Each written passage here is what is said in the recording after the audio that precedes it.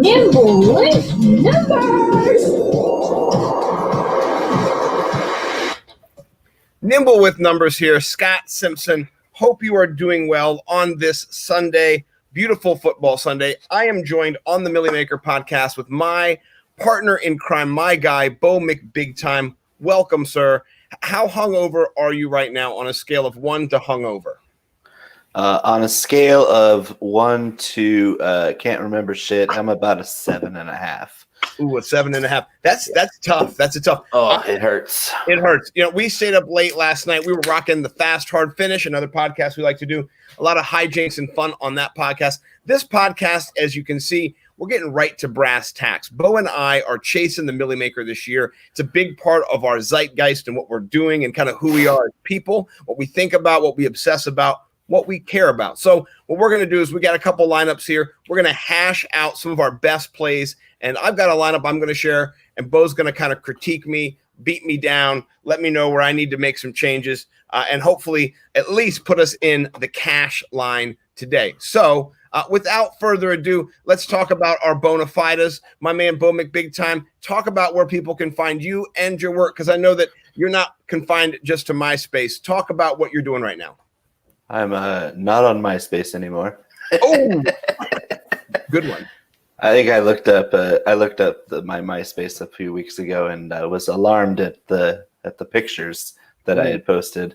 Yeah, so we're moving on from there. Take those nudes down, Bo. Nudes are not good anymore. No, the nudes were the best part. The rest of it were the rest of them were questionable. To send them my way, brother. Yeah. So you can find me on Twitter at Bo_McBigtime. I'm obviously your DFS staff writer for Nibble with Numbers. So check me out, nimblewithnumbers.com/Bo. And you can check, you can, yeah. Bo-knows or yeah. So it's Bo nimblewnumbers.com /Bo -knows -DFS if you want the whole big, because I like to put the whole thing out there so people know that you know DFS, and that's why you're here. Yeah, I also write some write a hot takes article. I just dropped that last night for Podcastic FF. So check that out and make sure you at me, because I'm tired of throwing out all these wild ideas of what could happen today and nobody responds to it. Like, they read it, I can see they're reading it, but they're like, oh yeah, that's plausible. No, I want you to tell me when I'm bullshitting. I want you to call me out. You know what? I'm not going to let my wife hear this, because if she knows she can call out my bullshit, I'll be in big trouble. But you know what? Bo doesn't have the bullshit to step in. That's the good thing about Bo. Some of his takes last week that hit, he put in the Nimble with Numbers article for the Thursday drop. Talk about a victory lap. He called Dalvin Cook last week, which I love. He also called Derrick Henry last week, which I played as well. I think I even stacked them in a game, won a little bit of money. You know, I also, like that you were all over Josh Allen as well. You have been money this year. The only person who's beat me in a DFS head-to-head so far has been you, my friend. So yep. I'm ready to work with you today and build some winners. Yeah, let's make some fucking money. Let's do it. That's the goal. So far, we are in the green. We're not even going to say the black. We're in the green this year on DK. It's real, folks. The chase is real. The money's real. And we're going to get some today. So, Bo, let's talk about the build, right? The Milly Maker build is unique. It's different. It's not a cash game. You're not just doing the top plays. You're looking for that value, that upside that no one else is going to have, that's going to push you past and kind of into that winning cash zone, that pay line where you all want to be above, and really give you a shot to do some damage. So let's talk about our shot. Who are you starting off with in your builds when you're thinking about the game script? What are some of the QBs that you're targeting this week? I'm a cash game player, so it's really hard for me to get around the chalky play. I have to break my own mold that I've created from years of playing cash games. I mean, yeah. I'm looking at guys that are not expensive. Like in cash games, I'm spending up at quarterback a lot of times to get the floor that you get from Patrick Mahomes or Lamar Jackson or Dak or Kyler Murray. You're getting a really high floor with those guys. but they're not necessarily your best tournament play, and especially not your best Milly Maker play. So I tend to have to think differently, and that's hard for me, and spend down at quarterback so that I can fit some really big upside guys at the rest of the positions.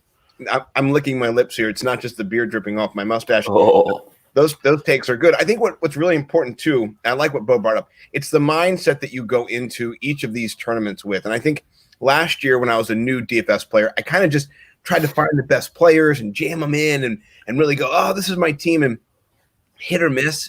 Soccer Dave took me to the woodshed in a head-to-head on FanDuel, and I got obliterated. And so I had to learn last year through the process of just playing different games, exploring what's a multiplier, what is a 50-50, how does it all work, what's a cash game, what's a GPP. All these things are different builds, and the Milly Maker itself is a different build too.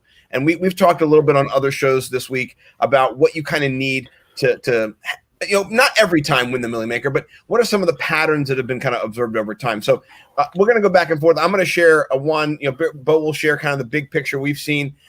One thing we've noticed so far is stacking. Stacking, if you haven't heard of stacking, my name in my fantasy football millionaires persona is still Scott or Nimble, but it stacks. That's my name. I'm into stacking. I think it's a winning proposition in all of fantasy football, but particularly DFS and the Milly Maker. But what kind of stacks are you looking at this week?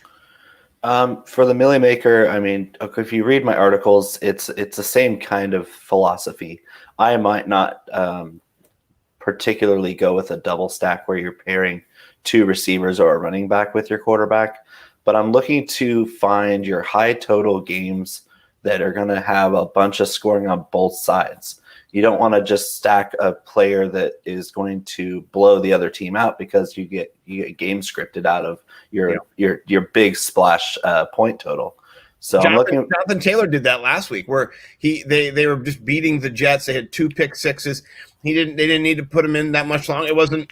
They just grinded that clock out. Just took all the time off. So you're right. You need a tilt, something that is going back and forth. It's a shootout. That's what you're really looking for. And that's why I didn't fade Seattle and Dallas last week. It was just too good, too juicy. And I didn't quite care how chalky Russell Wilson or Dak Prescott would be, because I knew that they were going to score in the top 3 quarterbacks respectively. And so I had some lineups with Josh Allen because I knew he had the crazy high upside, and he delivered again. Yeah. But it was an easy game to stack. And one of my hottest takes last week was that I predicted that there would be 5 100-yard receivers in that Seattle-Dallas game. And I was 14 Amari Cooper yards away from hitting that. And it's almost 6, by the way, because I think another receiver finished with like 75 or one catch away as well. That was in the Picante hot takes from last week, correct? If you can get those at the Podcastic FF, is that how we're doing that? Correct. Yeah, I think we should be aware that when we look at the game script, and what we're talking about in game script is kind of what is going to play out, and it's really hard to predict. I mean, this is the quandary we come into each week: is what are these games going to look like? You look at the numbers and you go, oh wow, TJ Hawkinson is going up against the 32nd ranked. Oh wow, that's great. He's going to be a smash play. Well, he might be, but what if Galladay gets 2 touchdowns and they don't even need to throw and target TJ Hawkinson? So that could change in a game. We don't know what's going to happen in these games. We just look at these kind of opportunities, is what we're going to call them today, and we try to maximize the value, particularly in the Milly Maker, where you have players you're going to have to reach deep down to get. So we'll get into some of those later in the show as well. But I like what we're talking about with quarterback. Here's what I'm thinking this week. I do want to deviate a little bit. I do think there are a few right there in your face plays. I think the overarching, I think the zeitgeist when it comes to quarterback so far, I'm using a tool. I'm going to share my screen, Bo. I'm going to unshare your screen. Sorry, my brother. I know. We'll get back to Bo's lineups. Don't you worry. I know everyone tuning in to get those winners from Bo. Stick around, guys. Stay tuned. Yeah, stay tuned. I'm going to share us. It'll be freaky for a second, but now it should be good. You guys can see my fantasy points. They have Dak Prescott, Russell Wilson, Matt Ryan, Josh Allen, Ryan Fitzpatrick. These are the top owned quarterbacks this week. Are you pivoting off of any of these guys? I am. Okay, good. I like to hear that. I love all those guys in cash games. Maybe save for Fitzpatrick. I'm not high on this week, even though everybody else is. Yes, you have the potential for a shootout in that Miami game with Seattle because the defenses are so bad. And I mean, I think we're giving Russell Wilson enough credit because he's been stellar this year. But I think we're also giving Fitzpatrick too much credit because he's had some pretty cupcake lineups to face him on defense. And then at the same time, you also have Russell Wilson, who's done all this work against varying degrees of difficulty. So we've seen Russell Wilson. He's money every week, but Fitzpatrick he's been great, but he hasn't been consistent. He hasn't played a good defense. And I'm not saying Seattle's pass defense is good. That's why everybody's on him.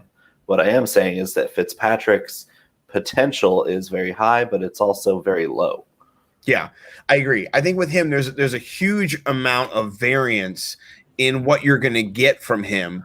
I have a tool here that I've created. You can find this at Nimble W Numbers under the DraftKings DFS tool. What it is it's all the points. This tool, by the way. I love this tool. I use it every week. Here's the thing: it's a big picture tool. I'm a guy who's a visual learner, and so I'm taking suggestions, from Bo, from anybody to get it better. I don't always have time to make everything the same every week. I'm trying to put a value tool in that takes a little bit of time.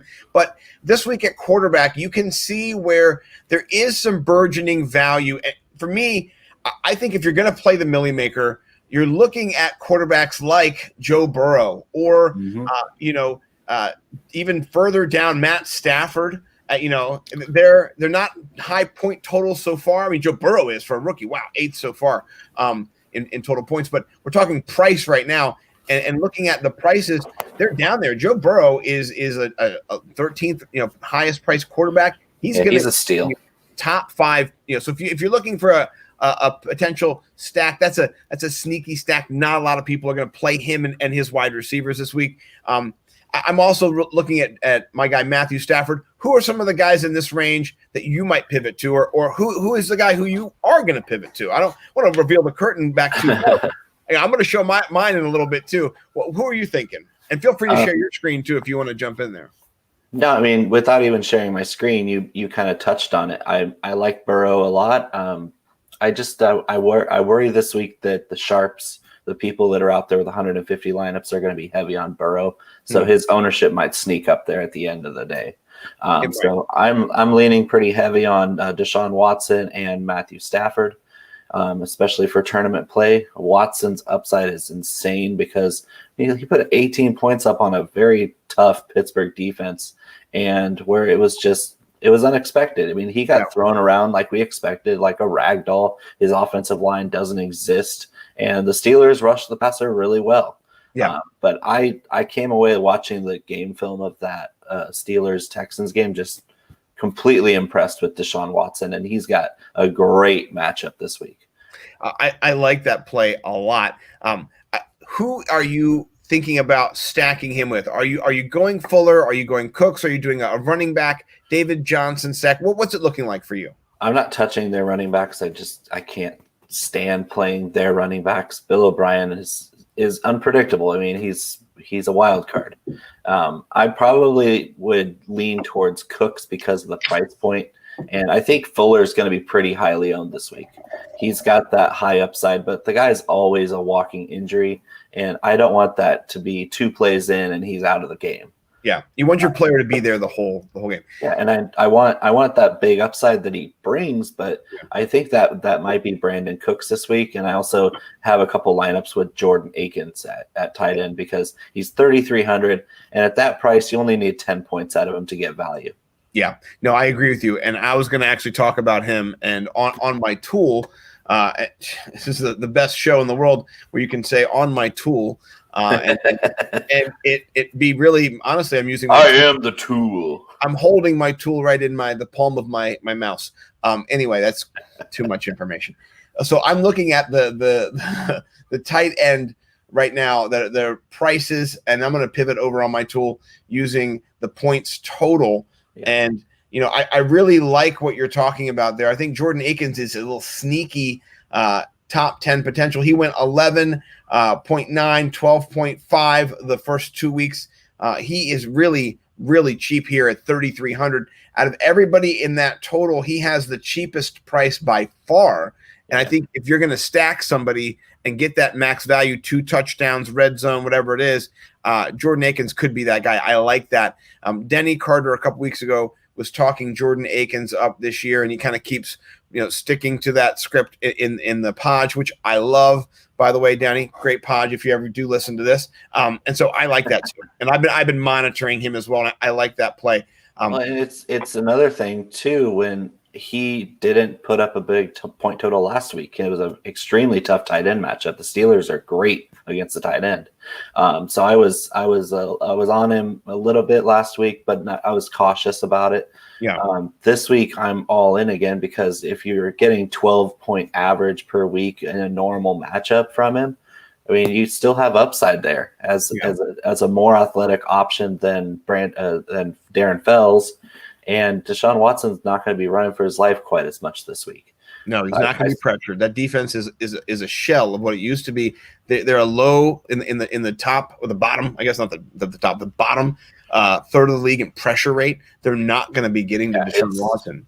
I love Akins this week just because the price and people are off of him. So even at 3,300, you would think a tight end that's averaging 10 points a game would have a little bit higher exposure. But because of what he didn't do last week, is people are off of him, and his price is down even lower. I know.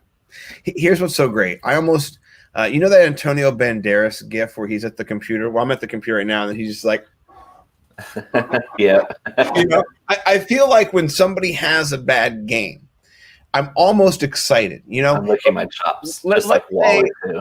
Yeah, exactly. Oh, that was okay. Ooh, it's like we're brothers. And if you don't know, yesterday on the pod, my man Bo was rocking this shirt. Yeah. I slept in this shirt, and then I just put a shirt over the shirt. And by the way, I don't want to get too deep here, but I love my basement. I love my setup. I will, as they say, pivot.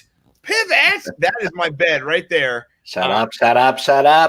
And you know what? It's a great bed. I've got the best cushions and pillows, and I do that on Saturday nights so I can wake up to the football, whatever, and then my wife doesn't need to smell me because we were drinking late in the night, and I was drinking out of this same mug, and I just brought down more Oktoberfest. Today's the last day of Oktoberfest, by the way. If you don't know, it's over.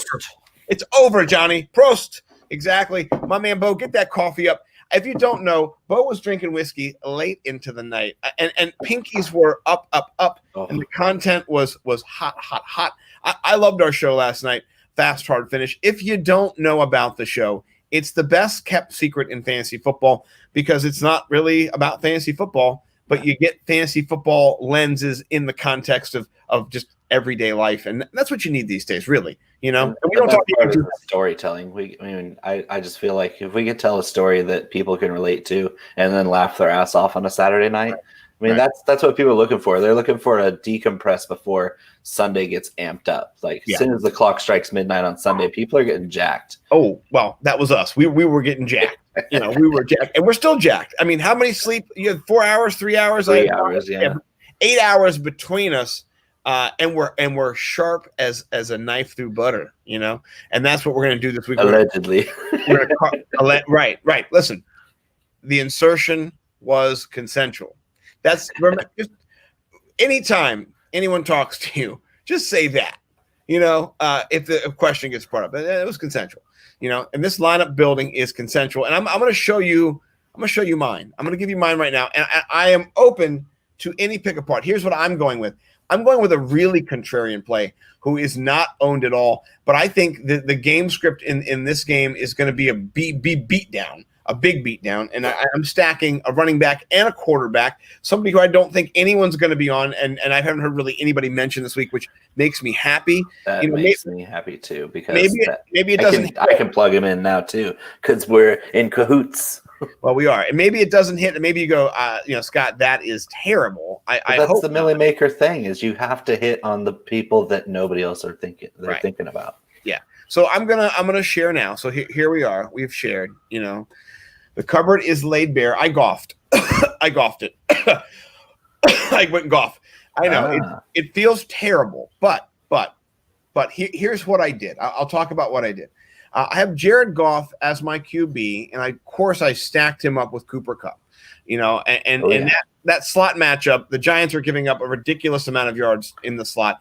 Cooper Kupp. Well, every position, to be honest. Of course, yeah.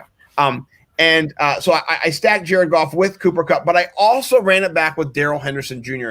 And what I'm hoping there is a screen pass that goes 80 yards and I double cash. That's what that Giants defense is terrible against pass catching running backs.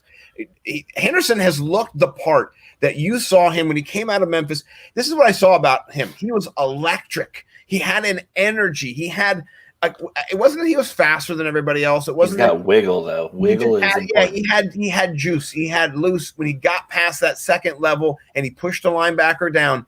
A safety was going to get him probably, but probably not a DB, not a cornerback, not one of those non-tackling prima donna quarterback. This matchup against the Giants team that is reeling. Daniel Jones, we knew they were going to struggle. We know this game they're going to struggle. I mean, it is just the script was, and you heard everyone say, "Hey, wait for week 4 when everyone drops." Daniel Jones from their bench, from their bench to their trash heap in their leagues because he's garbage after 4 weeks. Yeah, he will be. He will be. And he's going to be garbage this week, too, against the Rams. Aaron Donald is going to be in his – He's a walking turnawer. And, oh, my gosh. And he's very poorly coached to me. His offensive coordinator is Jason Garrett. Yeah, I love that. Hey, way to go. Way to go. Hey, and guess what? Nobody in your division knows your playbook. Shit, I know Jason Garrett's playbook front and back just from yelling at my TV for the last 8 years. Hey, guess what? Here's a play. You do this. It's called a rub route, Jason. You get one of the big guy, another big guy, and you put the big guys and you move them, and then that guy goes free and he gets a anyway, I digress. But I did go Jared Goff, Henderson, and Cooper Kupp from that game, a little game stack. I didn't run it back with any Giants. I know that's a big thing, and that's one thing we talked about before. That was another piece to the puzzle in looking at the Milly Maker was if you had a stack of either a quarterback with a wide receiver, or quarterback with a wide receiver. You want to run it back. Run it back. You normally run it back. This game, I'm putting better players in my lineup. I'm not running it back with anybody in that Giants offense. However, let me give you an idea here. Okay. Because it sparked me when you came up with the whole Rams stack here. Yeah. Is Evan Ingram. And that's the play that I might pivot off Waller with because Waller is going to be super duper chalk this week. He will be, yes. So if you're going to do anything running back with any New York Giants, which I totally get your apprehension there, it would be Evan Ingram because if Jason Garrett knows how to do anything, it's to put a corpse out there at tight end and give him Jason 12 Witten. Targets. Yeah, the spirit of Jason Witten will forever live on with 15 targets for 10 catches and 37 yards and 2 touchdowns. I think we need one of those like lovers movie, it was like a lover in a room with another lover and they're just like kind of talking, clothed, but talking. And we just need to put Jason Garrett's head and then, Witten's head on the other one. And then just be like, what are you doing later? Like just hanging out at the pool. Like, can we talk targets? Like, yeah, I mean, like I want all the targets. So I love Jason Witten. I mean, he is all-time great. I mean, he's one of my favorite Cowboys of all time. Yes. But it's like he's quick. He's good at getting open. He's got probably the best hands of any tight end in history. I've never seen him drop a pass in person. No. But come on now. You had all those weapons out on the field, and it was just find 82. He's always open. Yeah. Well, and I'm afraid, though, that even underneath is this is what happens. And people don't understand football. And I'll explain football to you in a nutshell, in a real simple way to go. When you can go long, you make the field more indefensible. It makes it harder to defend the rest of the field.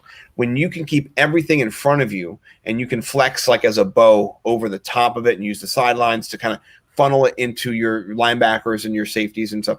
You create leverage over the offense, and if you can bring your safeties down closer, and you don't have to worry about the back end of your field at all, then it becomes a problem. And that's where I think the Giants are at right now. And I feel like, yes. I can't agree with that 100%. Darius Slayton's been pretty good. No, he has been, but their offensive line is not very good.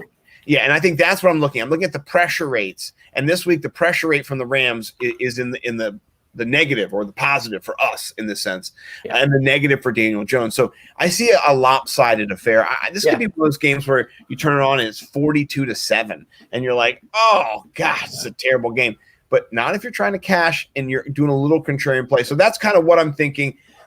We've been here for a long time, which I love, because me and Bo could literally talk all night. And we do sometimes, but not on air. So I would say the only thing I would do would be to run it back with Ingram instead of Waller. That's all. And I like that. I actually do think that is a good play if you want to pivot off of my flex, which I actually was inspired by you and a little bit of the reading I've done up. I heard my guy Sal Vetri, who I love, who I listened to the week I won 5K, give me a little gristle on some of the guys. I love him. He is in my the Scott Fishbowl League with me over there at the Mask division.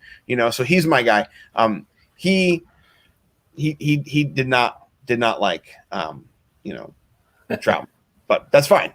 I like Troutman, and that is my flex. So it's a little bit of a foreshadowing later. But I have a couple plays I really do like in the wide receiver position. I double stacked Marvin Jones and Kenny Galladay because I think that game is going to shoot out the wazoo.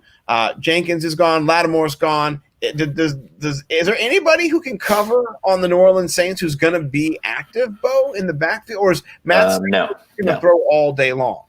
No, he's going to throw all day long. His arm might fall off. They might have to bring in his backup just for like a relief pitcher, just from overuse. Let's get some Wildcat with Adrian Peterson. No, let's not.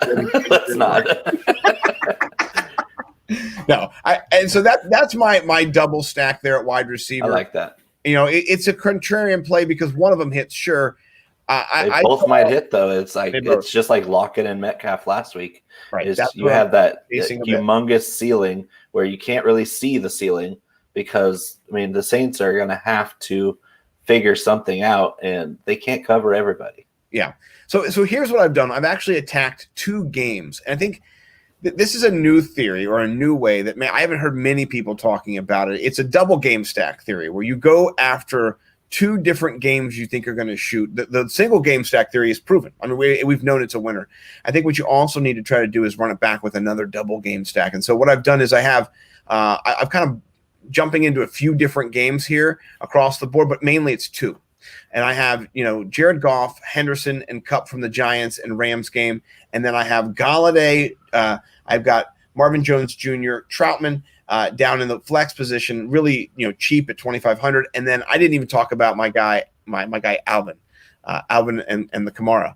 And so I've got him in my RB1. He is a wide receiver 1 on the Saints, an RB1 on the Saints, and the best play in fantasy football this week. If you don't play Alvin Kamara this week, you should quit. And actually, no, I'll come back. If you don't play Alvin Kamara this week, can you please send me all of your DK names and usernames? I will meet with you, and I would love to. I'm throwing Bo in there, by the way. Bo, your lineup is in there now. So that's where I'm pulling up that screen right now. My build here. I ran it back with the Ravens on the back end because I want the defense that's going to steal someone's soul this week, and it's going to be the Ravens. That's definitely going to happen. The Washington football team might die on the field this week, and I hope it happens because I want them to get 2 pick sixes, and that's the best chance to happen this week. That's my. So, what do you think, Bo? Besides the Ingram switch up, is there anybody that you would just kind of just throw away, or am I looking at some value and some upside this week? It looks really good. It's similar to mine, so it's. I'm not afraid. We like the same guys. You could flex out. You can pivot. You can create different variant lineups based on guys we like, and that's kind of the way to hit the Milly Maker is just to figure out the variants and attack the your differences. I mean, you have to find where you're out on a limb where people are like, I don't know about that guy. I mean, that's why I love the Troutman pick. It's like people well, yeah, but people really don't like the guy. He's just a product of his opportunity this week. I mean, you have no Jared Cook, you have no Michael Thomas. It's just, it comes down to value, and if he's only 2,500, you only need 8 points out of him to get 3 times value. Right. So 8 points out of a tight end that's going to be on the field all game long. Like, give me all that. Yeah, and in a game that I know that Drew Brees is not going to be pressured that much. No. And so when you don't have Michael Thomas, we talked about it last night. It's going to be you're looking to the X, so you're going to look to Smith, and then after that you're going to look to Kamara, and then maybe Troutman is in that look through as he pans across. He goes Troutman. There we go. And in the red zone, you need a big bodied, tall guy. That's I don't like Jimmy Graham this week. Because I mean, there are some injuries on the Colts D that kind of made me pivot away from them in this Milly Maker. It's between the Colts D, the Tampa Bay Bucks D is another good play this week if you're in this, and then we got speaking, you got the Colts D. That's the only thing. Their linebacker Malik Hooker is out, or is he in line min? I'm not worried about it. Yeah, that's the only thing. People are so high on the Bears this week, and it blows my mind because they're going to get destroyed. The Colts are going to. I have the Colts all over it too. Yeah. In all my other lineups, we're all jumping around here. This is the Milly Maker. So you're doing one shot, one kill. That's how we're going. In our mindset. Yeah. But I've got the Colts all over most of my lineups. I'm probably the heaviest on the Colts. With the Ravens, I just want like the surest thing, and that's them this week, I think. So. But let's talk about your lineup because you've got a great lineup in there. We've talked about some of these players already, but let's talk about you and your quarterback Matthew Stafford and how you stack this game up. I'm looking for a huge upside, and Matthew Stafford has it. And he's also, I mean, people love to put Galladay in there. He seems to be pretty chalky, but why wouldn't you put his quarterback in there? If the guy's going to throw it 45, 50 times, you're going to be having a floor of 300 yards passing, and that's a bonus. You get the extra points for that. He's going to throw some touchdown passes, and you have that shootout potential where the Saints and the Lions go back and forth. Give me all of that. I mean, I'm not huge on Drew Brees just because his ceiling's been limited all season long, and I don't expect that to change without Michael Thomas on the field. Yeah, no, I agree. I think what happens is the game gets funneled into a few different players' hands. Right. And that's kind of why I run it back with Traquan and Kamara. Traquan is that X receiver that replaces Michael Thomas. So that's their whole offense. It's been that way for 3 years now, where the X receiver gets the first look. If he's not open, he's immediately dumping it down to Kamara. Yeah. And that has shown all year, this year, even with Thomas on the field, whether it's him or Traquan, Kamara's getting an insane amount of targets, and Drew Brees' average yards per target is by far the lowest in the league. Yeah. Well, like 6.9 or something like that. 6.8, yeah, it's terrible. It's low, very low. But when you have a guy that nobody can tackle like Kamara, it's fine because he still look good and he still score points, and they just haven't put together wins yet. But I don't care if they win or not in DFS. I'm looking at the big explosion of points back and forth game, and that's this one.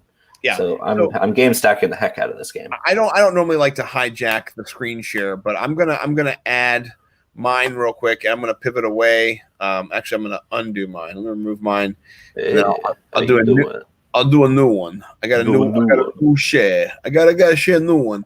So one of the things I did look at this week, because I didn't do a value tool for everybody, but I wanted to do one for running backs in my DraftKings sheet. I just wanted to look at the points that are scored so far and then how that relates to their pricing in general, because there's a cap. You can't go over 10,000. I guess you can to 11,000. I mean, you see in the what are they, the showdowns where you got to put in a 5-team, they do make that captain spot way up there, whatever. But normally, it's a whole different algorithm, though. Right, totally different. But in these 9-player slots, you got to fill in this game we normally play in the big slate. We're all big slate here, by the way. Milly Maker, big slate, obviously.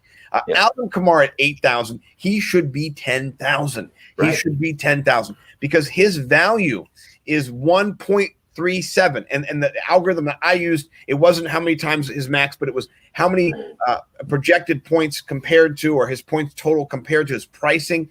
and he blows it away. Aaron Jones is not available. James Robinson is, though, and you have James Robinson and Alvin Kamara, my top 2 rated values this week. James Robinson, if you don't know, in case you don't know, I'm going to sort my tool here. James Robinson is sandwiched in between Nick Chubb and Ezekiel Elliott. Talk about Robinson. Well, you know what? I think we all saw J.J. Zachary's tweet was incredible. He tweeted out, I'm not sure if you saw it, when they dropped Fournette, the Jags dropped Fournette. He said, man, if only Jacksonville could find somebody who, and he went through the measurables, like, it sounds like Leonard Fournette, It was hilarious. It went viral. It's James Robinson. That's who it is. And that is a huge boon for fantasy players if you have James Robinson anywhere, and especially if you have him in DFS. At 6,500, you're going, can you do it again? Well, that's why I love that price, because terrible 6,500 for an undrafted rookie running back coming off a Thursday game performance where he scored 30. I'm all over that because rest 10 days. He's getting an extra three days of non-hitting, and plus the price scares away all your ownership. People aren't going to want to throw that undrafted rookie in their lineup because he's 6,500. And I'm saying if he scores 25, even not another 30, he's still 4 times value at 6,500. I'm loving it. Yeah, no, I'm with you. And, I'm peeking behind the curtain here. I'm looking at some of the tools that I'm using, and guess what? He's not owned. He's the 17th most owned. He's just, come on, guys. Yeah, it was either him or Dalvin Cook, but then if I put Cook in there, he's going to be pricing me out of a lot of the other option I want to fit in there. Yeah, I really like it. So I'm going to unshare because, I'm going to get you back in there and have you share. So you have Alvin Kamara, you have Robinson, and then let's talk about Galladay. And then, we already talked about Galladay, but let's talk about your next 2 plays here, because you have to have some value somewhere. Talk about the value with Andy Isabella. It's opportunity. It's Christian Kirk being out is the best thing that's ever happened to Andy Isabella, because he's a talented guy. He's just been he's been put on the bench by Arizona because even when they run four wide a lot of times, he's not getting looks. Right. Well, let's do this. Let's also talk about this. You shared how the offense in New Orleans runs through the X, and you look at the X, and then you go down to the RB. The same could be said more so in Arizona. I would say that they only look at the X. It goes X, I'm going to run for a touchdown. That really is kind of how it goes. That's what it's looked like this season. He's still learning. He's still getting his feet wet. I think he'll be pivoting, but if DeAndre Hopkins is slowed at all, or if there's any, he comes out of the game. If Andy Isabella finds himself in the catbird seat and he is the X, or he's the pivot off the X because DeAndre Hopkins isn't effective and they kind of try to shut him down, I love that, man. I'm going to go and adjust my lineups after this. We're going to end the show, guys. Cheers. It's over. I'm teasing. But I do love that. I think there's a lot of upside in that, Bo.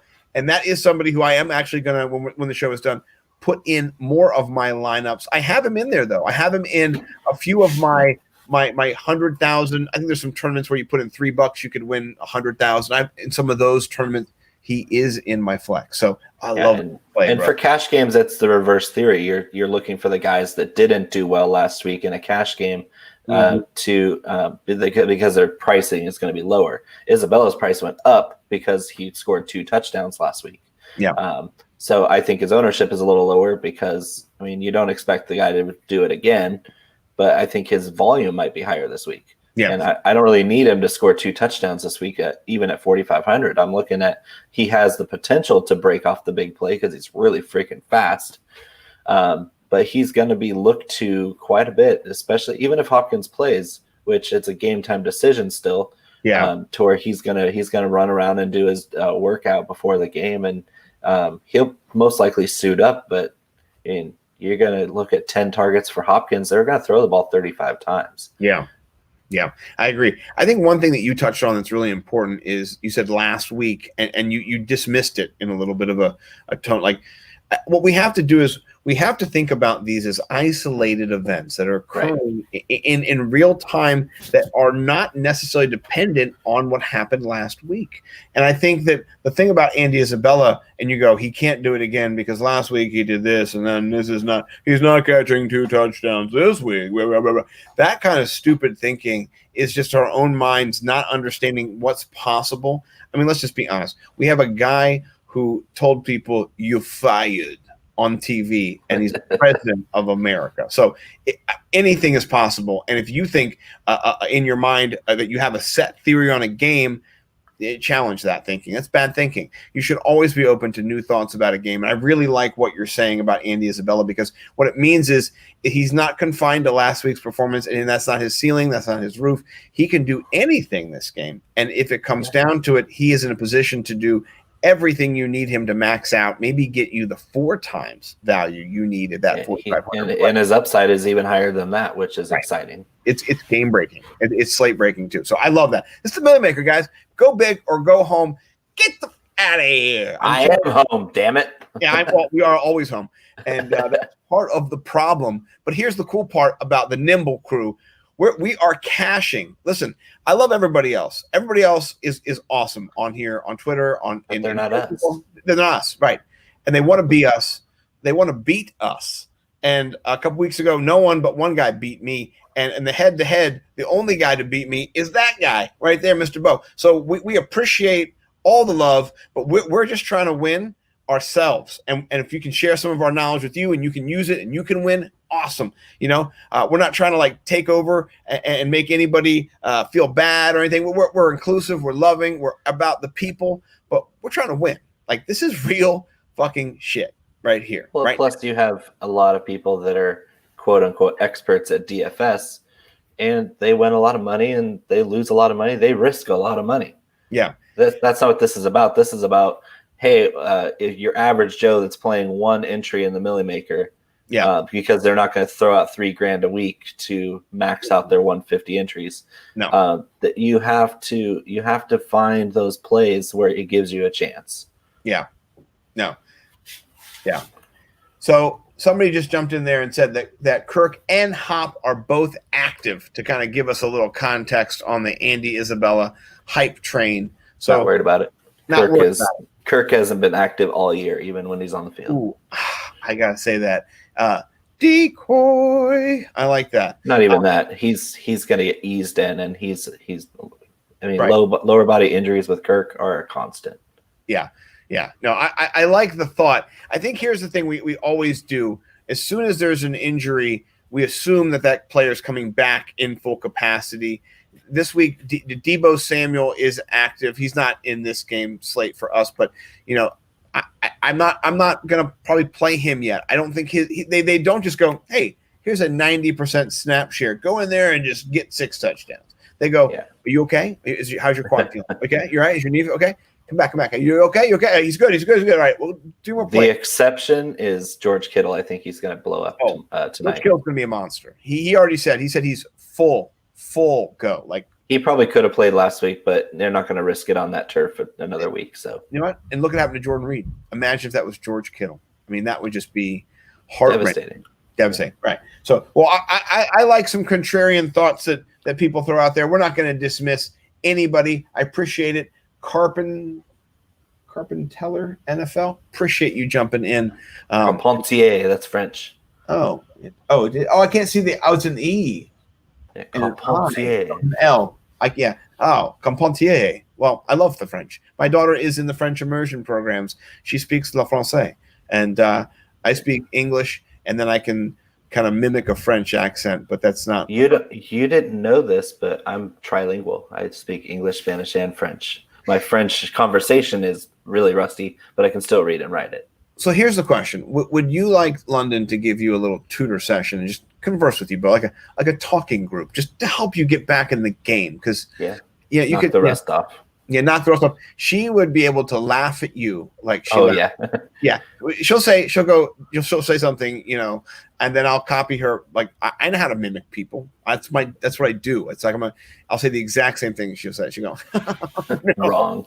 You're so wrong. You're so stupid. I'm like, in true French fashion. Oh no, that's you have the completely attitude incorrect. down, London. I am an idiota. She's like, that's Spanish.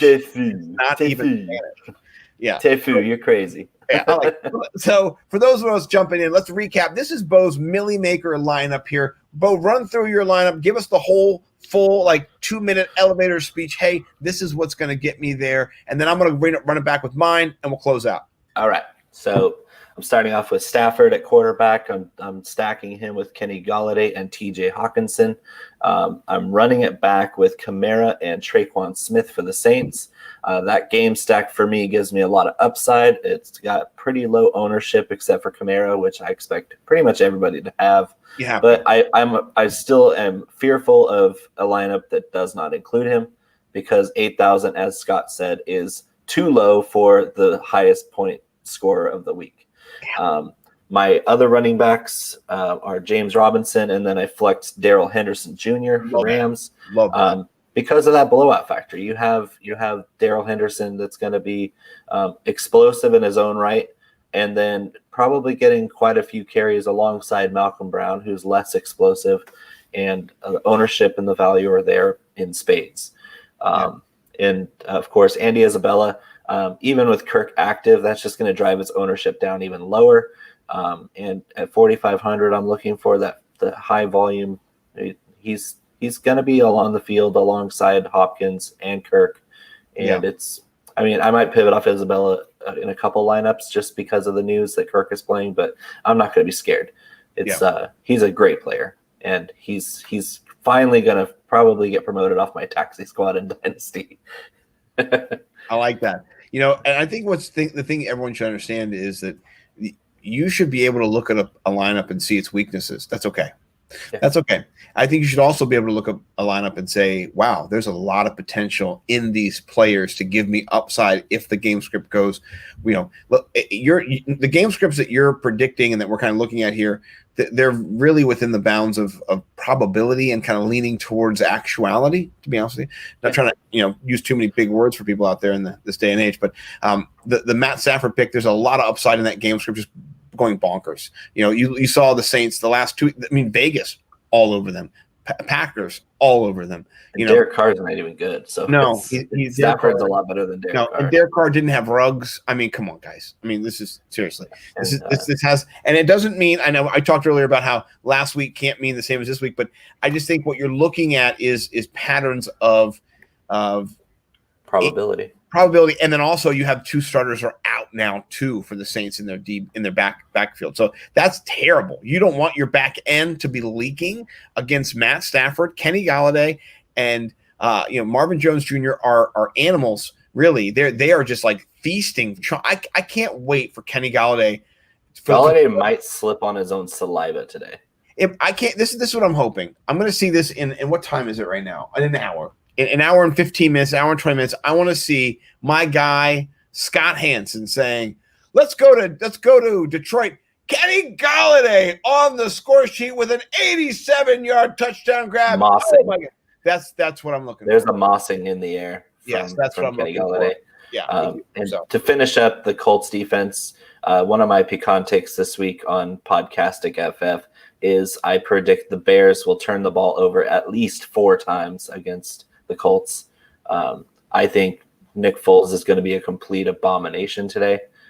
Jimmy Graham will be capped because they won't even reach the red zone. I don't think they're just going to turn it over left and right. The Colts are going to grind the ball out. The Bears are not even going to be on the field. They're going to be turning it over and then getting run down their throat. That's to me, it's a hot take, but really not. I like how so the Picante hot takes. The idea behind them is that Bo is a hot sauce extraordinaire, a sommelier, a true de force in the world of hot sauce. And so the hotboxbatch.com site is up. Go get some. And if you're a retail distributor who wants everybody in your restaurant to go, what is that hot sauce? I really like that. What can you give me more of that? You should definitely check out hotboxbatch.com because that is the shit. Anyway, we do digress. Let me pull up my lineup real quick. Bo, I really hope, and I'm going to be cheering for your lineup 100% today. And this is how it works when you're with the Nimble with Numbers crew, or even just with Scott. If you're a friend of mine, I'm your biggest fan, man. Like if you tell me, I know people don't like to brag, but if you hit me up and go, hey man, I'm about to win $3,000 or $2,000 or $1,000 or I'm $500. Fucking yeah, I love it.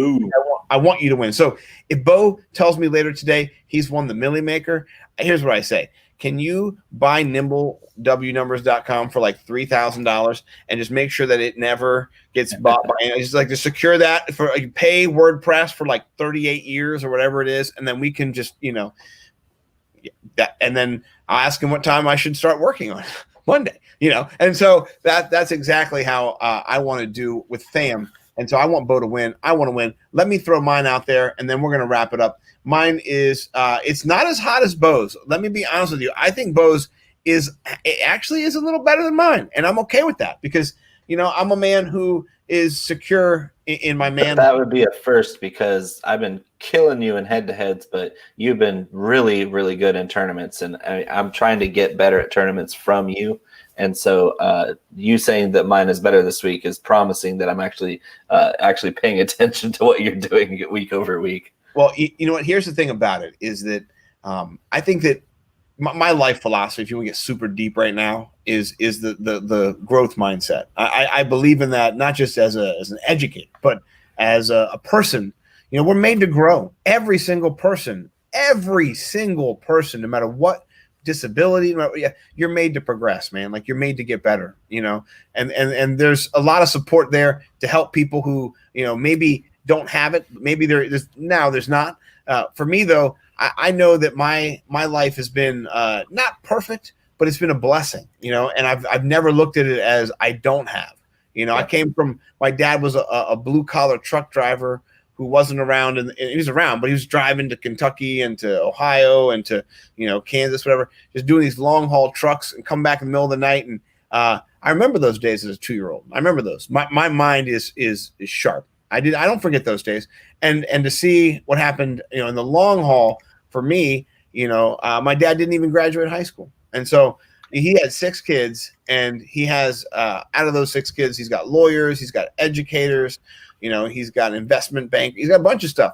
And it's so cool to see that you really are not limited by what happened before. You can make your own path. And that's what we're doing here at Nimble W Numbers and with our lineups. And so this is the new path that I went on. I went on a Jared Goff path, teamed him up with your guy Henderson because I like that play a lot as well.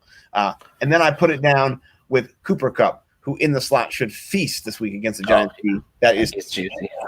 If Cooper Kupp gets 2 touchdowns, I'm just going to be dancing. That's my hope. He's my helicopter play at wide receiver that is under 5% owned and is not pushing the bounds of top 5 wide receivers. Very surprising. Yeah.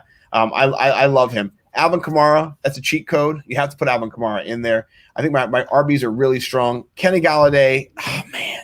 Marvin Jones. I mean, here's the thing. If I wasn't stacking, my guy Jared Goff, it would be Matt Stafford. I might even still pivot and put Stafford in there because he's in a bunch of my other lineups. He's my most owned. Yeah, I mean, you might have to because Goff, his upside is a little bit capped. His ceiling is capped because of the game flow thing. You might see him even get pulled for the fourth quarter. Right, it's true. So I might have to pivot off of that. That's the only glaring thing I see in a weakness, and that's the thing. You should see weakness, and that's okay, And then Darren Waller. I mean, that's another cheat code of 5,200. That's the guy who zero. That's an insane price for somebody who's just going to be over and over again in space. Yeah, crazy. Derek Carr's not good, but he knows how to find 83. Yeah, and so what I would do is if I did change it up, I would update Jared Goff to Stafford and then fix my flex. So let's say I did do that in here, and I want to be able to. First, I got to be able to find my screen. That's part of it. I will though because I don't give up ever, and that's one thing about Scott.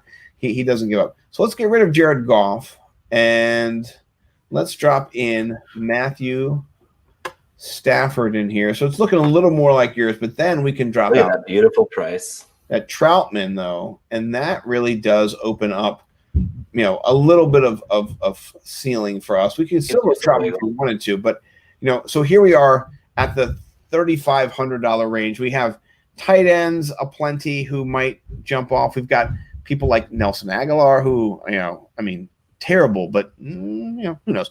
You never know. Yeah, I never know. So what are you thinking down here? I like David Moore a lot in this crazy little possibility of a shootout with Seattle. What are you thinking in this range that we could put in for Troutman and maybe have a little bit more of a value? OJ Howard's on there. Jordan Akins, your boy, is there available as well. Check on Cordero Patterson. He's a sleepy pick for me this week as the only bear I'm willing to play in a tournament. I don't know if he's 37 or he is 30. Yeah, he's just above our pay line. He's okay. 200 away from us. You just avoided a bear, so you're doing fine. I could go to Justin Watson, but I did think I saw that Evans and Miller are both active. Both active, yes. And then you have OJ Howard and Gronk competing for targets. Watson would have been the play if Miller couldn't go. Yeah. Who would you pivot to down here, or would you just go right back to Troutman because he's got the opportunity? Or down here, there's Akins is available. I mean, I like Akins more than Troutman if you're looking for an upside play. I would do Akins. Yeah, Akins. I mean, wide receiver wise, you don't really have much down here. No, and it's just above that, even at that 3,700 to 4,000, there's not much upgrade there. You can't really pay it if you're looking at this amount of money left. Don't dwell on being up as close to the salary cap as you can. Play your guy.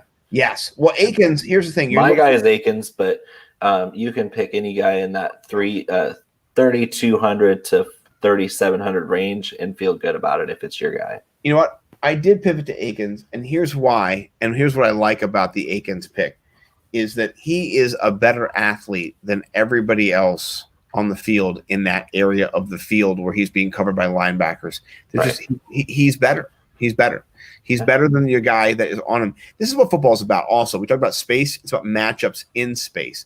Mismatch. All you're really looking at is how can I get separation? How can I get one person away from another person as the best way I can? And in the running back position, it's a little bit different because you're trying to create space for them to move through, and then they can create their own separation or space in the next level. But wide receivers and how it all works, it's very, and tight ends as well. You need to understand about how those zones open up and where the soft spots are for touchdowns. And I like that Jordan Akins. And Deshaun Watson loves targeting the tight end in the red zone. Yeah. I'm going to update the entry right now. And I think we're going to call it a day, good sir. I appreciate it. You're the man, Mr. Bo McBigtime. You can find him on Twitter at Bo_McBigTime. You can find his work also at nimblewnumbers.com under Bo Knows DFS, which he does. And then you can also find him at the Podcastic FF, where his picante hot takes are literally coming true every week. So that's anything else you want to plug besides the hot box batch hot sauce? That's the shit. Anything else? No, everything's you covered everything. Just look out for my articles each week, W Numbers and Podcastic FF. I have a lot of fun writing for people so that they can kind of get an inside edge on what I'm thinking. I mean, you might not care about the same plays as me, but I mean, I'm kind of breaking down my thought process, which has so far been successful. So and let me tell you one thing I love about Bo, because now we're just greasing our wheels because this is. We're into that greasing wheel section of the podcast. Let me adjust my pants real quick. Well, my pants have been off for the whole podcast, so let me just be honest with you. You can't contain it. If you got jeans on, let me tell you, nothing more awkward than riding the bus as a freshman in high school, and your jeans, you're wearing regular jeans, and then the next thing you know, you're looking down, you're like, I can't get up from my seat. The bus it's time to go, but my jeans I'm in pain. Anyway, I digress. I just want to say this. One thing you heard Bo talk about in the show was him learning from me when it comes to kind of the GPP aspect of it, and that was kind of more my angle. And Bo's angle more is that cash game. Get your guys in, pay up, win that 50-50, win your money. And so what we're doing this year is we're doing both. I'm doing a $100 DK tournament every week where it's a 50-50. And last week I won 100. This week me and Bo conspired on that lineup. Hopefully we win 100 there. But we're also conspiring on winning the Milly Maker, which is something that's more my not expertise at all, but more my vision of what I'm trying to do in this space. So I appreciate Bo because you're seeing the reciprocation and how it should work in life. There's two people who have some strengths, maybe a little bit more than the other, and we're learning from each other. We're growing, we're expanding our understanding, and maybe it pays off in GPPs, maybe it plays off in the tournament, whatever it is. It's awesome. So Bo, you are the sword on my stone, and I appreciate it, man. You're a sharp blade. You bring the shit every single week, and I am smarter and better because I know you and I interact with you. And I think the only thing hotter than your sauce are your DFS plays. That's it. That's me, man. I love it. So, yeah. And we are out in 5,